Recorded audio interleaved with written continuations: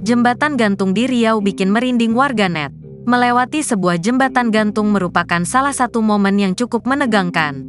Apalagi jembatan tersebut membelah sebuah sungai besar seperti Jembatan Gantung Desan Ganting Kabupaten Kampar, Riau, Pekanbaru. Dalam media sosial TikTok, jembatan gantung ini tengah viral di media sosial. Banyak netizen yang menyorotinya saat ada sebuah pengendara sepeda motor yang berboncengan melewati jembatan gantung tersebut.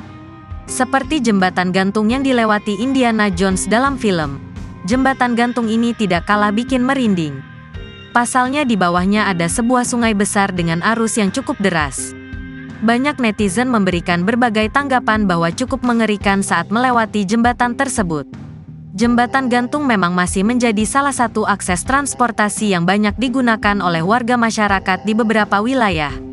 Meski cukup mengerikan, dengan melewati jembatan gantung ini tentu akan mempersingkat waktu dalam menempuh perjalanan. Namun dalam melewatinya, tentu dibutuhkan sebuah keberanian untuk melewati jembatan gantung yang panjang seperti di Desa Ganting tersebut. Banyak netizen menyoroti video viral yang sudah disaksikan lebih dari 4 juta netizen tersebut dengan berbagai komentar. Banyak yang mengungkapkan kalau cukup mengerikan bila harus melewati jembatan tersebut.